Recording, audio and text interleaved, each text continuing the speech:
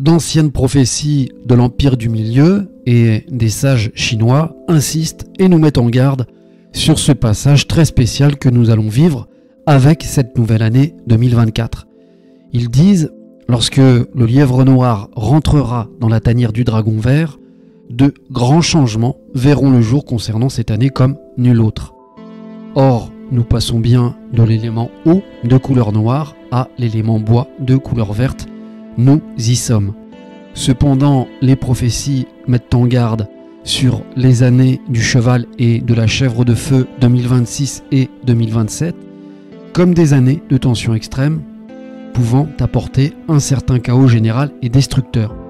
Cela ne veut pas dire que cela arrivera automatiquement, mais nous sommes à un tournant décisif à cette période de l'histoire, ce qui présage que les événements vécus en 2024 auront leur importance au niveau des consciences collectives et que chacun de nous aura probablement son rôle à jouer à son échelle concernant les années à venir. C'est pourquoi soyez conscients, responsables et solidaires des enjeux, car autrement il sera très compliqué de changer le cours des choses ensuite.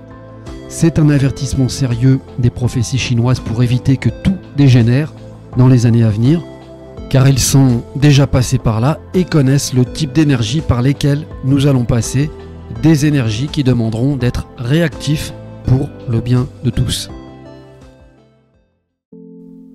Nous allons désormais commencer cette vidéo comme tous les ans par la présentation des 4 fléaux annuels et leurs remèdes concernant l'année 2024. Nous débuterons par le Grand-Duc Jupiter qui est le commandeur de l'année. Plus connu sous le nom de Tai Tsui, il se positionne dans le secteur sud-est en rouge sur la montagne Chen qui est associée au signe astrologique du dragon en occupant une position de 15 degrés sur la carte. Alors naturellement, il est conseillé de ne pas lui faire face, encore moins d'installer un bureau d'affaires et surtout de ne pas faire de travaux, voire de rénovations importantes. Ce secteur ou cet endroit de la maison doit être laissé propre et en paix impérativement. Autrement, l'année va être compliquée. Pour les Chinois, le Tai Tsui invite davantage la malchance, les pertes et les incidents fâcheux à se produire.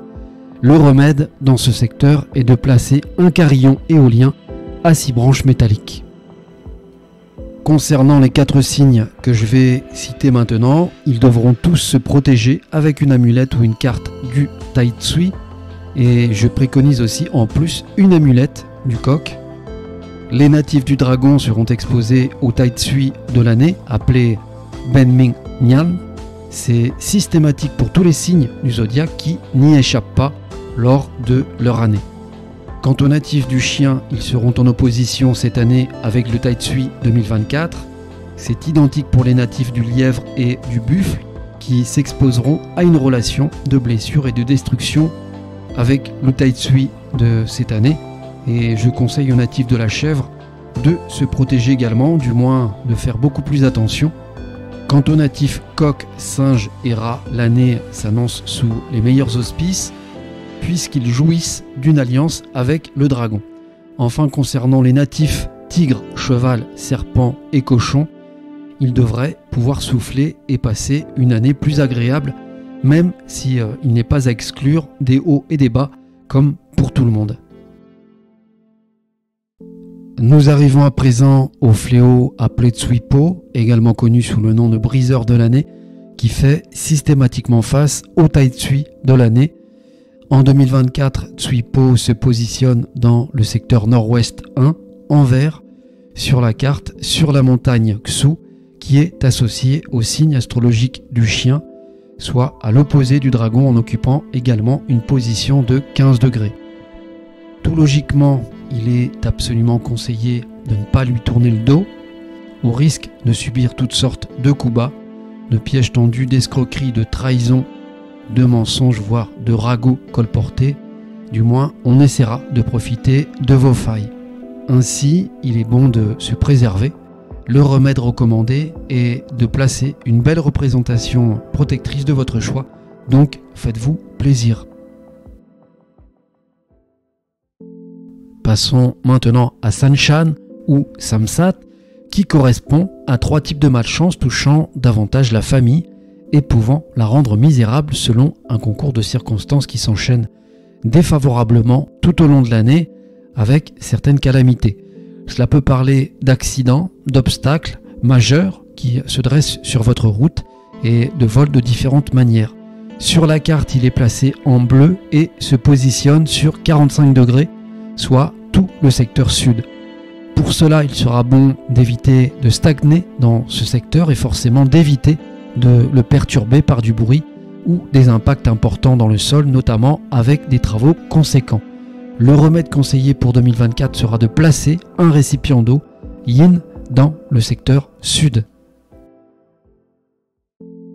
Abordons maintenant Wu Wang, plus connu sous le nom de 5 jaune. Il peut perturber une habitation sérieusement toute l'année en amplifiant les problèmes jusqu'à vous rendre fou. Il est censé symboliser les obstacles, la malédiction et l'infortune. En 2024, il sera positionné dans le secteur ouest et pourrait avoir de sérieuses répercussions sur les régions de l'ouest de la France par exemple. Sur la carte, il est représenté en jaune. Le remède pour l'année 2024 sera de placer un gros carillon à 6 branches métalliques à l'ouest pour dissoudre cette mauvaise énergie qui sera accompagnée de l'étoile volante 5. Donc ne rigolez pas avec ça, les pires mois seront les mois d'avril, de juillet et de janvier 2025.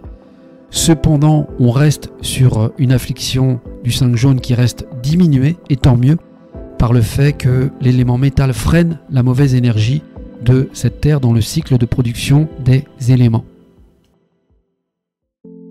Abordons à présent les étoiles volantes ou la Flying Star, susceptibles de poser des problèmes pour l'année 2024.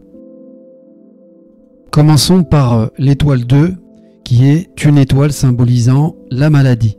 Elle se localisera dans le secteur sud-est cette année. Les Chinois conseillent d'appliquer la méthode traditionnelle en accrochant 6 pièces de métal avec un ruban rouge afin de dissoudre cette mauvaise énergie, ce qui est une excellente chose, mais personnellement et par expérience, je poserai en plus avec une calebasse ou une gourde feng shui Wulu qui s'accorde parfaitement dans ce secteur avec une symbolique chinoise très forte concernant le domaine de la santé en absorbant les énergies négatives. Alors, l'étoile 3 est une étoile chamailleuse, elle suscite les conflits et les vols, ce qui nous indique que par sa présence au centre, il faudra avoir un œil sur tout, être plus vigilant en général, notamment sur les arnaques qui se multiplient, les comptes financiers, vérifier et être sûr lors de gros achats et forcément éviter de rajouter de l'huile sur le feu lors de tensions ou de provocations. Pour atténuer cette mauvaise énergie, le remède consistera à placer un morceau de papier de couleur rouge au centre du foyer. Nous arrivons maintenant dans le secteur ouest où se loge l'étoile redoutée numéro 5. Elle n'est pas seule dans ce secteur car le fléau du 5 jaune y réside également. Comme je l'ai précisé, je conseille comme remède un gros carillon éolien à 6 branches métalliques pour faire d'une pierre 2 coups. Mais qu'on soit bien clair, surtout pas un petit carillon, vraiment un gros. Autrement, vous allez vite le comprendre à vos dépens, je préviens d'avance. Nous terminerons par le secteur sud avec une étoile 7 pernicieuse, ayant la fâcheuse habitude d'inviter les disputes et les scandales. Alors, naturellement placée dans le secteur de la réputation, je n'ai pas besoin de vous dire ô combien elle ne fait pas bon ménage. Il est donc nécessaire d'appliquer un remède très simple qui calmera cette énergie explosive. Pour cela, il suffira tout simplement de placer 3 morceaux de bambou dans un vase en verre transparent rempli d'eau. Naturellement, n'hésitez pas à changer l'eau toutes les semaines afin qu'elle ne stagne pas, car c'est aussi une partie de l'énergie négative absorbée que vous rejetez là. Une eau fraîche apporte au remède une nouvelle vitalité, autant pour les bambous que pour le lieu, donc ne le négligez pas. Voilà, c'est terminé pour les fléaux et les remèdes feng shui concernant l'année 2024.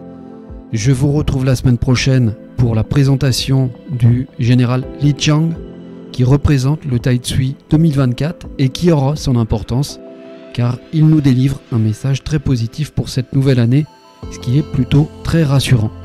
Portez-vous bien et à très vite.